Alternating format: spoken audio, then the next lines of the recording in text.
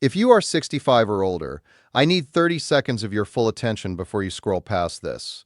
Because three things are happening with your money right now in 2026, and none of them arrived with a phone call to tell you. One of them can quietly cut off your monthly deposit if you have not confirmed one simple detail. One of them is a check from the IRS worth up to $6,000 that most seniors will never file for because nobody told them it exists. And one of them puts a hard stop on what you pay for your prescriptions this year, but only if you understand exactly how it works. These are not maybes. This is money already sitting on the table with your name on it, and the only question is whether you go get it before the window closes. My name is Hank Mercer. And before we go any further, if this is the kind of information you want delivered to you before the deadlines arrive rather than after, hit subscribe right now and turn on the notification bell. What I cover on this channel tracks Social Security rules, Medicare updates, and retirement planning changes as they happen, because the rules do change, and the people who are subscribed find out in time to act. Now let's get into it. Change 1. The paper check era is over, and the fraud around it is just getting started. Let's start with the one that touches how your money physically reaches you, because this is the change with the sharpest teeth for the people who miss it. Back in March of 2025, an executive order called Modernizing Payments to and from America's Bank Account set a hard deadline of September 30th, 2025 for the federal government to stop mailing paper checks for benefits like Social Security. That deadline is now passed. The Social Security Administration itself confirmed that as of that date, federal benefit payments are primarily issued electronically, with paper checks phased out in nearly every case. As of this year, fewer than 0.5% of all Social Security beneficiaries are still receiving a physical check in the mail. That means the overwhelming majority of you listening are already on direct deposit or a direct express card, and nothing about this changes for you. But here is why I am still spending time on this. If you are one of the small number of people still holding out, or if you know someone who is, this is not a suggestion anymore. It is enforced. The two paths forward are the same two the administration has been pointing people to for a year now. The first is standard direct deposit into a checking or savings account, which you can set up through your My Social Security account online, by calling the administration directly or by walking into your bank and asking them to handle it for you. The second is the Direct Express card, a prepaid debit card built specifically for people who do not have a traditional bank account, so nobody gets left out just because they have never had a checking account in their life. There is a narrow hardship waiver available through the Treasury for genuinely rare situations, like living somewhere with no banking access at all, but that waiver is not a way to keep a paper check out of preference. For nearly everyone, the electronic path is the only path now. Here is the part I actually want you to sit with, because it matters more than the mechanics of the switch. The reason this change happened in the first place is that paper checks are documented to be roughly 16 times more likely to be lost, stolen, or fraudulently altered than an electronic deposit. Mail theft targeting benefit checks has been a real and growing problem, and closing that door was the entire point. But closing one door for thieves opened a different one, and this is the part almost nobody is warning people about clearly enough. Fraud investigators who track scams against seniors describe a pattern they see over and over with this exact transition, and it follows a sequence: pretend, problem, pressure, payment. A caller pretends to be from the Social Security Administration or the Treasury. They tell you there is a problem, usually that your account information needs to be reconfirmed because of the switch to electronic payments, or that your payment has been flagged. They apply pressure with a short deadline, often 25 to 48 hours, to keep you from stopping to think it through.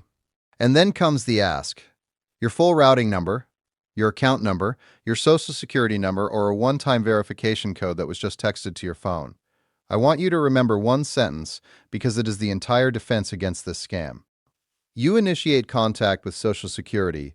They do not initiate it with you to ask for your account numbers. If a legitimate change to your banking information needs verifying, that communication comes by mail, not by a phone call demanding your numbers on the spot. Any call, text, or email asking you to confirm financial details to keep your payment from being interrupted is not the government. Hang up, and if you want to check on anything, call the number printed on your own Social Security card or documentation, never a number the caller gives you.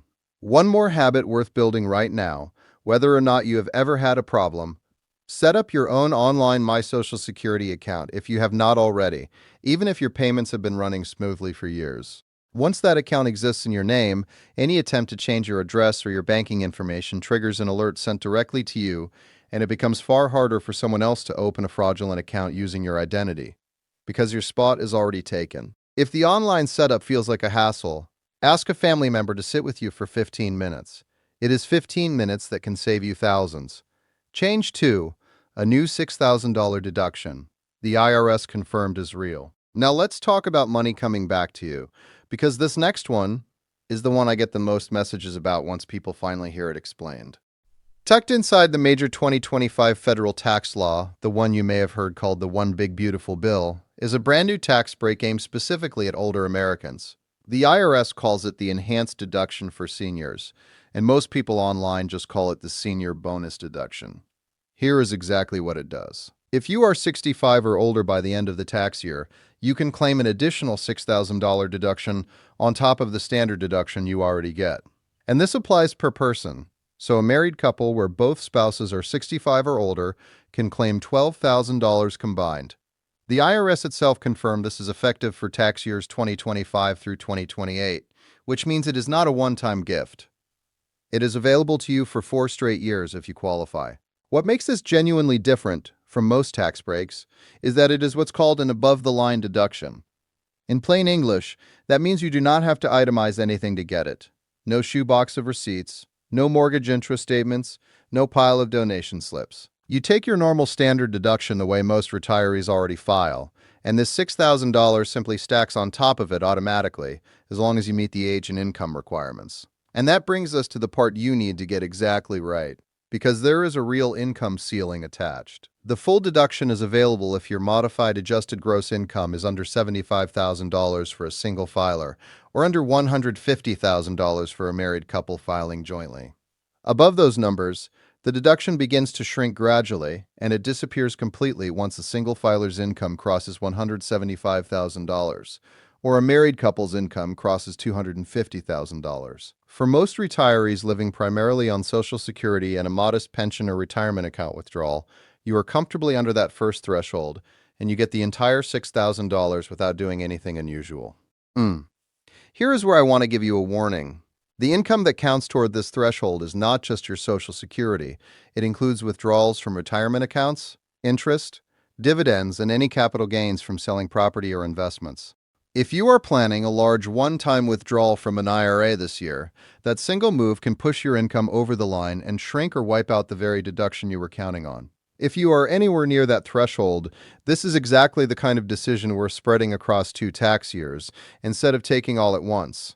And it is worth a conversation with a tax professional before you pull the trigger on a big withdrawal. There is also a filing status trap that catches people.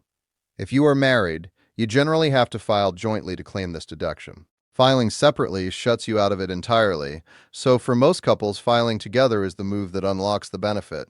When you go to file, this shows up on your Form 1040, or the senior version, the 1040SR.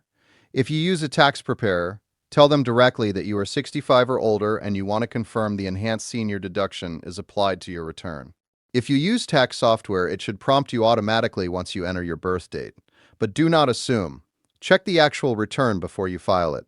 And if you already filed a 2025 return and are not sure this got applied, you are not out of luck.